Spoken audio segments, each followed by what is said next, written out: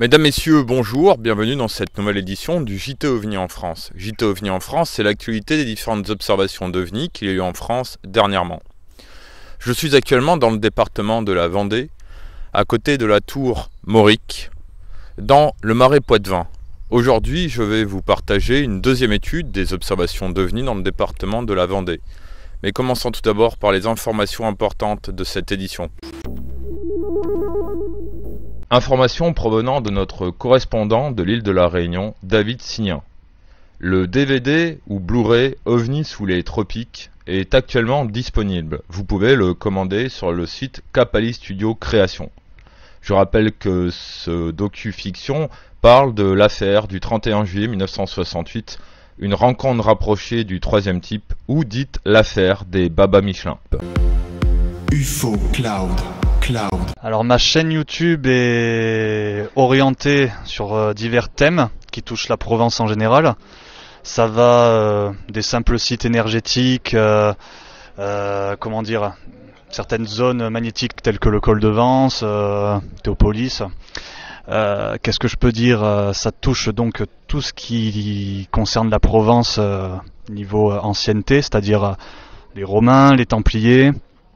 Il y a notamment l'ufologie, puisqu'on a quand même énormément de sites, d'endroits en Provence où il est question d'observation, de rencontres du troisième type, tout ça, notamment à Valençol. Et à côté de ça, comme je pratique depuis une dizaine d'années la méditation, j'essaie d'insérer certains thèmes tournés vers la spiritualité, notamment basés sur les énergies, tout ça, la compréhension des énergies en soi et autour de soi, pour reconnecter d'une certaine manière, se reconnecter avec le savoir des anciens, qui je pense était très tourné vers ça, vers une certaine forme de spiritualité, et c'est ce que j'essaie d'injecter au travers de mes vidéos. Voilà. C'est-à-dire que ça a commencé tout doucement jusqu'à aujourd'hui. Voilà, j'ai créé une chaîne YouTube, The Bushcraft Spiritual, qui fait référence à tout ça. Donc c'est une chaîne récente, je l'ai créée il y a à peine plus d'1 an. Et donc je me déplace à travers toute la Provence pour découvrir ces lieux par moi-même, les ressentir et les faire découvrir aux personnes qui visionnent mes vidéos, tout simplement.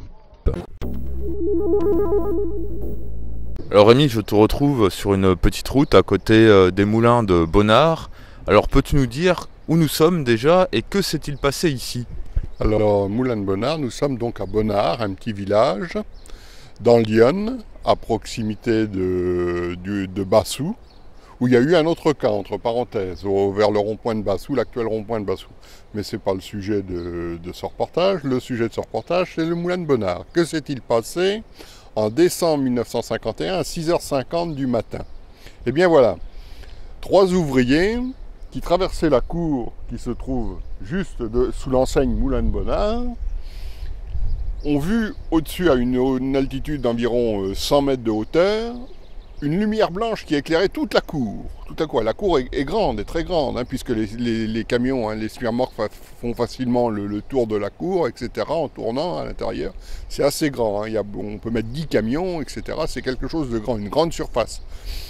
Et donc, le faisceau a éclairé sur un diamètre de 50 mètres, au sol. Et les 3 témoins qui se sont trouvés sous la lumière se sont retrouvés paralysés pendant environ 1 minute. Ils ne bougeaient plus pendant 1 minute. Et puis, au bout d'1 minute, la lumière est partie. Et ils ont continué leur chemin, comme si de rien n'était. Et ils en ont reparlé, ils se sont revus. 30 ans après, ils en ont reparlé que 30 ans après. Et pourtant, ils s'étaient revus entre-temps, mais ils n'en avaient jamais parlé.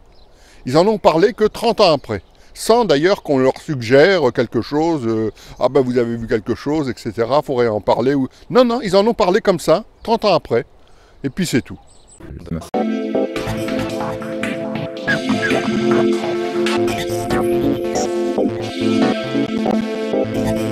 Alors un autre satellite qui est source de méprise et qu'on ne voit pas forcément très souvent, mais qu'on peut voir quand même dans le ciel nocturne, c'est les fameux satellites à éclipse. Les satellites à éclipse, donc c'est le même système que les Flash Iridium, sauf que contrairement au Flash Iridium qui lui ne flash qu'une seule fois au maximum de son intensité, et bien les satellites Eclipse, eux par contre, et d'où son nom, Eclipse, c'est qu'ils clignotent en permanence. Simplement pourquoi?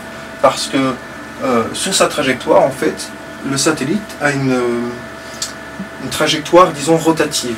Donc il tourne sur lui-même, et en tournant sur lui-même, c'est ce qui provoque en fait la réflexion du soleil. Donc au moment où il est sur sa face sombre et sur sa surface réfléchissante. Ce qui provoque justement sur sa trajectoire ces mouvements en permanence et qui provoque donc ces flashs en continu. Donc comme je l'ai dit, c'est le même système que le flash iridium, sauf que le flash iridium lui flash qu'une seule fois et qu'il n'est pas en rotation forcément, mais qui a une trajectoire rectiligne. Et le satellite Eclipse c'est pareil, sauf que lui flash par coup, donc comme un clignotement d'avion, mais il s'agit d'un simple satellite. Alors une petite particularité pour les observations de satellites, les plus novices parfois pensent qu'un seul satellite peut être vu dans le ciel, alors que non, plusieurs satellites peuvent être vus en même temps. C'est le cas par exemple d'un cas d'observation que nous avons reçu concernant des satellites. Au départ, nous avons un exemple, nous avons un flash en premier lieu ici. Ensuite on en a un deuxième là, pas de façon synchrone, donc d'une façon intermittente.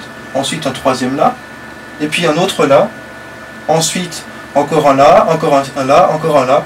Et ensuite on a l'impression que le phénomène file par là et fait un gros flash lumineux. Et donc on a l'impression que c'est un objet lumineux qui zigzague dans le ciel.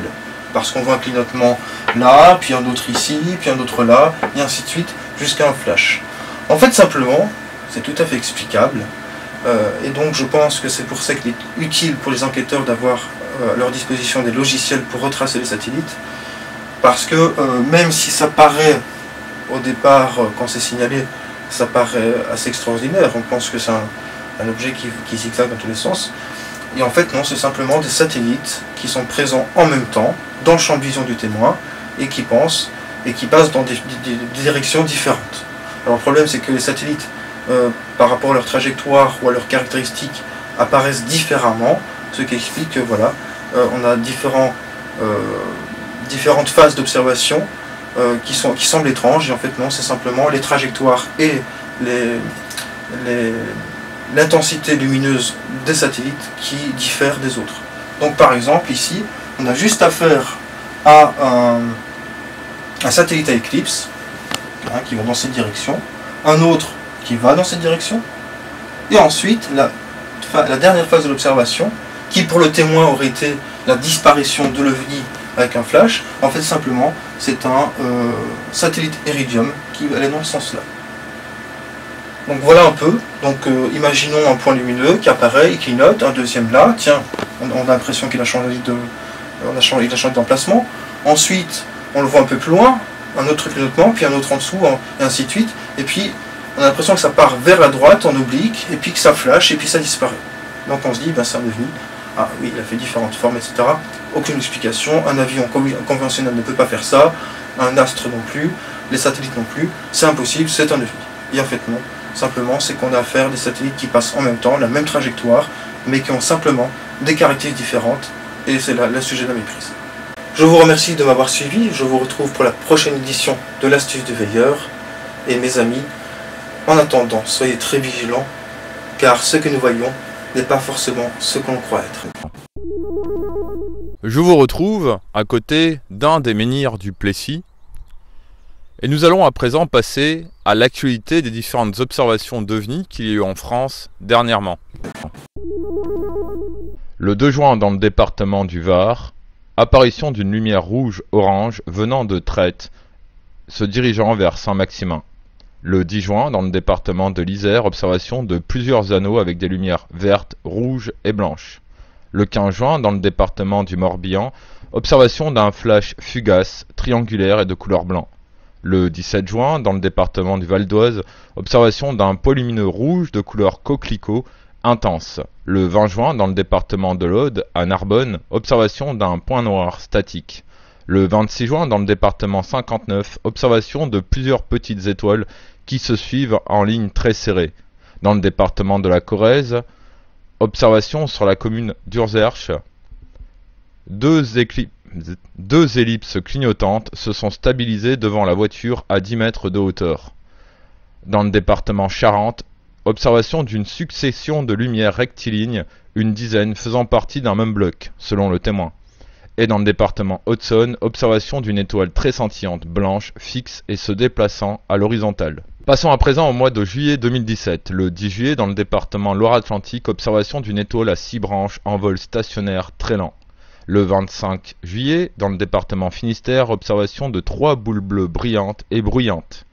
Le 26 juillet, dans le département Pyrénées-Atlantiques, observation de points lumineux rouges fixes à Bayonne.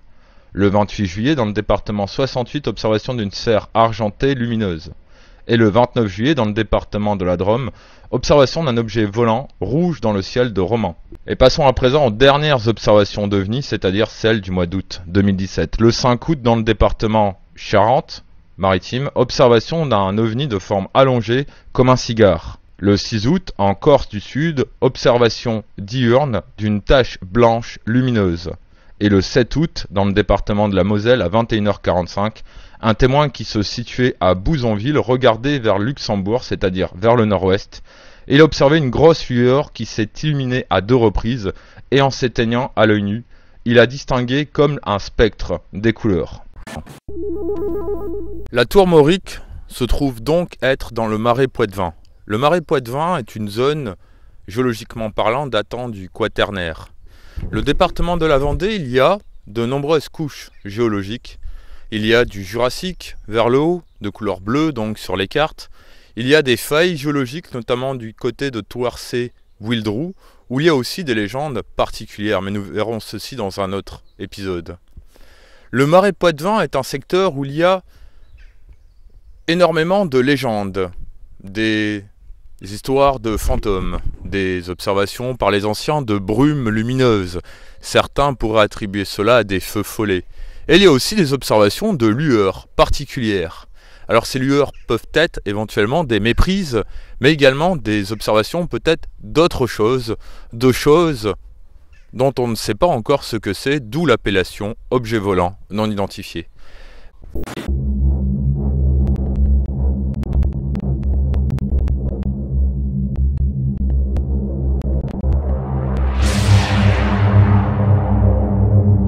Mais intéressons-nous à présent donc aux observations d'OVNI dans le département de la Vendée. Y a-t-il beaucoup plus de rencontres rapprochées du premier type, du deuxième type, du troisième type? Et nous finirons donc par une étude géo-ufologique du secteur. Le phénomène OVNI dans le département de la Vendée est essentiellement constitué de rencontres rapprochées du premier type, c'est-à-dire observation d'un objet lointain en blanc sur la carte. Il y a eu quelques rencontres rapprochées du deuxième type, c'est-à-dire observation d'un objet au sol, avec oui ou non des traces sur le sol, en jaune sur la carte. Selon le magazine LDLN ou Lumière dans la nuit, numéro 387, le premier cas d'observation d'OVNI signalé dans ce département s'est déroulé en août 1934 sur la commune de Maizé. Cependant, il n'y a pas la date exacte du phénomène observé, mais on peut retrouver cela grâce à une indication dans le témoignage. Le témoin observe par une nuit sans lune de sa fenêtre ouverte. Grâce à des logiciels tels que Stellarium, vous pouvez remonter dans les années et vous mettre par exemple à août 1934 et regarder donc les nuits où il n'y a pas de lune. Les nuits sans lune sont comprises entre le 8 août et le 15 août. Et il faut signaler également que le 8 août et le 9 août, la lune se levait juste avant le soleil, mais avec Vénus, Mercure et Mars. Mais revenons au témoignage. Donc le témoin observe par une nuit sans lune, de sa fenêtre ouverte, 8 points lumineux plus gros et brillants que les étoiles, disposés un peu en forme de T et immobiles. Le témoin ainsi que d'autres personnes autour d'elle observent l'ensemble pendant 5 minutes avant que leur clarté diminue et qu'ils disparaissent. Un autre témoin situé dans un autre lieu du village a fait aussi l'observation. La direction était vers l'est. En juin 1937, sur la commune de Xanton-Chassenon, il est 23h. Un soir, vers 23h, un couple accompagné de leur fille et de leur gendre roulait en voiture. Soudain, venant en biais de leur droite, les 4 témoins virent s'avancer une énorme masse lumineuse, grosse comme 2 charrettes de foin et d'une teinte jaune verdâtre. Le conducteur arrêta la voiture et les témoins, qui en sont descendus sont alors littéralement aveuglés par cette intense lueur qui les entoure l'espace d'une seconde et continue sa route à grande vitesse selon une trajectoire parfaitement rectiligne. Le lendemain, le conducteur constate que ses phares ne fonctionnent plus, les ampoules avaient grillé. Source, La Chronique des ovnis par Michel Bougard, édition Delarge, 1977. Dans cette affaire, hélas, comme il n'y a pas de date précise de l'observation ou de trajectoire de l'objet observé ou du phénomène aérien non identifié, on ne peut pas vraiment faire d'études précises. Il est à signaler également que les ampoules qui ont grillé peut-être est un phénomène qui n'a rien à voir avec le phénomène observé. Mais dans ce cas-là, il a été pris en compte puisque c'est un effet physique. À Xanton-Chassenon, au nord, il y a un dolmen, le dolmen de la pierre qui vire. Il y a une ancienne mine également. Il y a également une faille sur un axe nord-ouest-sud-est qui y passe, comme vous le voyez sur la carte. En août 1947, sur la commune de Lièze, le témoin mène ses vaches au pré lorsqu'il voit très haut dans le ciel un objet brillant se déplaçant d'est en ouest à très grande vitesse, stoppant net pendant 30 secondes avant de repartir très vite et disparaître. Ce témoignage a été relaté au GEPAN en décembre 2014, soit plus de 67 ans après les faits. Le souvenir du témoin semble très précis, mais l'expérience montre que l'on doit craindre une altération du souvenir avec le temps. L'observation relatée ressemble à un plot, c'est-à-dire un phénomène lumineux, orageux, transitoire. C'est-à-dire un phénomène semblable à la foudre en boule, possible par temps orageux. L'observation est au mois d'août, souvent orageux, même si le ciel est clair. L'arrêt subit et le départ à grande vitesse sont quelquefois constatés avec ce genre de phénomène. Par contre, le témoin décrit un phénomène de forme cylindrique ou parallélépipédique, a priori incompatible avec ces phénomènes généralement sphériques. L'ancienneté du cas et la méconnaissance de la date précise empêchent de faire des vérifications auprès des services météo. De ce fait, ce cas a été classé pensé par manque d'informations suffisamment précises, date, météo sur le site du GEPAN. D'un point de vue géologique, le secteur de Liège c'est du Jurassique entouré donc des marais poitevins, donc du Quaternaire. Il y a à environ 4 km à 5 km au sud-est une faille géologique sur un axe nord-ouest-sud-est. Et au nord-est, à environ 4 km, plus exactement 3,63 km, mais comme on ne connaît pas vraiment l'endroit exact de l'observation, c'est environ 4 km. Au nord-est, il y a aussi une faille sur un axe nord-ouest-sud-est. Le 31 octobre 1951, sur la commune de Benay, le ciel est couvert à haute altitude. Un automobiliste roulant sur la route entre Niort et Fontenay-le-Comte observe une lueur verte émeraude très vive passant en dessous des nuages vers 1500 mètres environ. La lueur verte se pique de jaune de temps en temps et donne une blancheur éblouissante aux nuages situés près d'elle. Elle traverse le ciel à grande vitesse, sans bruit, puis tourne au mauve lors d'un changement de cap. Dans ce cas-là, on pourrait se demander si le phénomène observé n'est pas un plot, un phénomène lumineux orageux transitoire. Mais il est à signaler également qu'au sud-ouest et à une distance comprise entre 1,7 km et 2 km, il y a une faille géologique sur un axe nord-ouest-sud-est. Le 14 mai 1952, sur la commune de La Roche-sur-Yon, il est 18h30. 4 témoins observent 2 disques ou boules lumineuses rouges tournoyant sur elles-mêmes. Dans un premier temps, c'est un disque rougeâtre à une altitude assez basse qui apparaît, puis un second disque est apparu à une altitude plus élevée, semblant attendre le précédent. Le premier objet monte assez vite, rejoindre le deuxième, puis tous les deux disparaissent à grande vitesse. Le 14 septembre 1954, sur la commune de Saint-Prouan, il est 17h. Le ciel est couvert à basse altitude. Vers 17h, un témoin travaillait au champ quand, de l'épaisse couche nuageuse, sortit une nuée lumineuse bleu-violet dont les formes régulières évoquaient celles d'un cigare ou d'une carotte. Cette forme avait l'aspect rigide et ses mouvements s'opéraient en bloc, comme un gigantesque engin entouré de vapeur, à 400 ou 500 mètres d'altitude. Partout dans la campagne, les autres paysans avaient laissé tomber l'outil pour regarder. Tout à coup, la chose qui était immobile depuis plusieurs minutes jaillit de l'extrémité inférieure une fumée blanche qui piqua d'abord vers le sol, comme en chute libre, puis ralentit progressivement en amorçant un redressement pour inscrire une spirale ascendante autour du phénomène. Après d'autres manœuvres, il apparut un petit disque métallique brillant qui réfléchissait comme un miroir les éclats du grand objet. Durée totale de l'observation plus d'une demi-heure. 7 autres témoins. Source MOC ou Mystérieux objets célestes par Aimé Michel. Le 14 octobre 1954, sur la commune d'Angles, au crépuscule, les témoins observent un objet brillant qui émet des lueurs multicolores et descend près du sol. Lorsqu'un fermier essaie de s'en approcher, l'engin produit un immense écran de lumière et disparaît sans bruit. Source OVNI, premier dossier complet de Michel Figuet. Il est à signaler qu'au nord-est se trouvent 3 failles géologiques sur un axe nord-ouest-sud-est. Le 3 mars 1975, sur la commune de Montsirègne, il est 22h35. L'attention d'une femme est attirée par des lueurs jaunâtres filtrant à travers les volets de la chambre. Elle réveille son mari qui ouvre fenêtres et volets et ils observent 2 halos, l'un sphérique et l'autre plus ovale, légèrement blanchâtre tirant légèrement sur le bleu.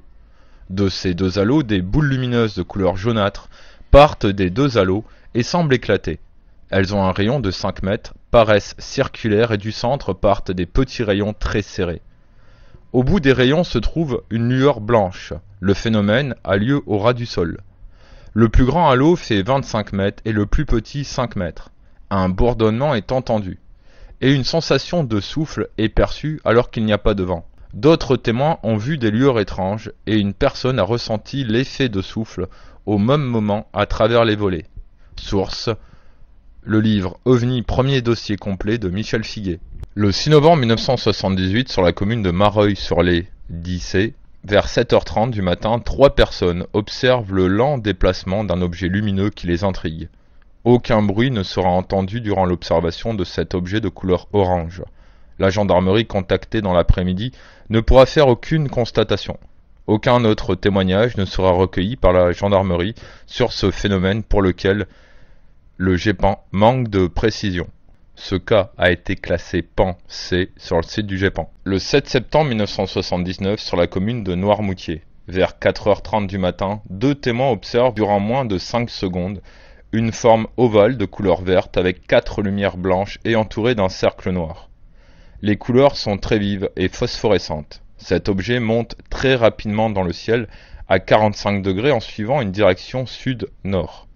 Il s'éteint subitement. Aucun autre témoignage n'a été recueilli sur ce phénomène qui a été classé PAN C sur le site du GEPAN. Le 11 septembre 2012, à l'Île-Dieu, entre minuit et 2h du matin, 2 personnes à bord d'un voilier à l'approche du port de l'Île-Dieu observent la présence de 3 lumières rouges alignées et inclinées au-dessus de l'océan, à droite de la balise verte à l'entrée du port. Le phénomène reste stationnaire plusieurs minutes et n'émet aucun bruit. Il disparaît brusquement. Les 2 témoins poursuivent ensuite leur manœuvre pour entrer dans le port. Ce cas a été classé PAN C sur le site du GEPAN. Passons dès à présent aux rencontres rapprochées du deuxième type. Le 6 octobre 1954, sur la commune de Chantonnay, il est 18h30. Un couple voit une sphère incandescente atterrir, renseignement très succinct. Source OVNI, premier dossier complet par Michel Figuet. Comme dans ce cas il y a très peu de renseignements, on ne peut pas vraiment faire une étude sur ce cas. Mais il est quand même à signaler qu'au sud-ouest de la commune de Chantonnay, il y a une faille géologique. Le 27 mai 1967, sur la commune de Saint-André-13-Voix, il est 1h du matin. Un témoin observe posé dans un champ un objet circulaire, lumineux et éblouissant. Il décolle en faisant un fort bruit d'aspirateur. Le lendemain, sur le lieu de l'observation, sera découvert un emplacement où l'herbe est légèrement couchée. Source OVNI, premier dossier complet de Michel Figuet. Le 24 juillet 1967, sur la commune de Simon-la-Vineuse, il est 22h15. Un couple et sa fille circulent en voiture entre Mareuil et Saint-Hermine. Arrivés au croisement de la départementale 19, ils aperçoivent un énorme disque rouge qui se dirige vers la route à 200 ou 300 mètres devant leur voiture. Il semble se poser à flanc de colline. Ils remarquent des formes noires sur cet objet étincelant. Le conducteur prend peur, préfère faire demi-tour, tout en surveillant dans son rétroviseur. Le phénomène est caché par un repli de la colline, mais illumine la forêt comme un incendie. Source OVNI, premier dossier complet de Michel Figuet. Ce menhir fait une hauteur de 6,20 m. de haut. Le secteur du Plessis, autant dire la ville d'Avrier, il y a énormément de dolmens et d'ensembles mégalithiques. Il y a également des légendes et des observations d'ovnis. Nous sommes pas très loin du marais Poitevin, un endroit que nous avions déjà vu dans OVNI et légendes. Alors ici, y a-t-il un lien entre ces grandes pierres et les observations de lueurs ou d'ovnis qui passent dans le ciel? Passons dorénavant à l'étude géo-ufologique du département de la Vendée. Quand on regarde les observations d'ovnis dans le département de la Vendée, on peut s'apercevoir déjà qu'effectivement il y a beaucoup d'observations de phénomènes dits lumineux, de n'importe quelle couleur d'ailleurs, bleu, mauve, jaune, orange, rouge, et des couleurs assez particulières et inhabituelles dans certaines observations d'ovnis. On peut également remarquer qu'il n'y a pas vraiment de zone d'observation. Certes, il y a eu des observations autour de La Roche-sur-Yon, des grands bourgs du département de la Vendée, et quelques observations du côté de la Grande Faille, qui vient de Bretagne, la faille sud-armoricaine, mais très peu d'observations du côté de la mine d'uranium qui se trouve non loin de Mortagne-sur-Sèvre. D'un point de vue d'une relation entre les ovnis et les mégalithes, en Vendée, on ne peut pas voir vraiment de relation entre les grandes pierres, les dolmens et les apparitions d'ovnis. Il y a cependant des secteurs où il y a des légendes de fantômes, de dames blanches, et où étrangement il y a eu des apparitions de masses lumineuses identifiées dans les bases de données ufologiques comme étant des objets volants non identifiés. Comme dit dans l'introduction de ce dossier OVNI en Vendée, dans le département de la Vendée, il y a énormément de légendes, d'histoires de fantômes, de hantises, de dames blanches, comme par exemple la dame blanche qui se trouve entre Beaulieu-sur-Mareuil et Mareuil-sur-les-Dissés, un lieu que nous avons vu tout à l'heure dans les rencontres rapprochées du premier type où il y a eu des observations, ou pas très loin entre Mareuil-sur-les-Dissés et Saint-Hermine, il y a eu aussi une affaire de rencontre rapprochée du deuxième type du côté de Simon-la-Vineuse. Et dans ce secteur-là, il y a d'autres légendes de hantises, notamment du côté de Bessay. Mais pour les légendes et apparitions fantomatiques de ce département, nous en parlerons plus tard au cours d'un épisode du Tour de France de l'étrange. On peut également remarquer que non loin des endroits où il y a eu des observations, il y a des failles et des petites cassures géologiques. Mais comme il n'y a pas la géolocalisation précise du ou des phénomènes observés, à part vous signaler qu'il y a une faille non loin du lieu d'observation, on ne peut pas vraiment faire de lien entre les ovnis et les failles géologiques pour le département de la Vendée. Quant aux témoins, les témoins sont pour la plupart du temps soit chez eux, soit en voiture, comme dans les autres départements, pour les autres études géo-ufologiques que nous avons réalisées jusqu'à présent. Nous reviendrons dans ce département au cours d'épisodes à venir sur EDF TV, tel qu'un épisode qui arrivera en novembre 2017, qui s'intitule « Faille et paranormal, y a-t-il un lien ?» puisque dans ce secteur, il y a énormément de légendes et d'histoires de dames blanches, d'autostopos fantômes, etc., de processions lumineuses aussi. Je tiens à remercier toutes les personnes qui nous ont aidés à faire cet épisode. Voilà, c'est la fin de cette édition du JT OVNI du mois d'août 2017. Je vous donne rendez-vous dans un mois. Soyez très vigilants, n'oubliez pas votre appareil photo muni de la bonnette à réseau de diffraction, la station météo, et à très bientôt sur les chemins ufologiques de France sur EDF TV. Au revoir.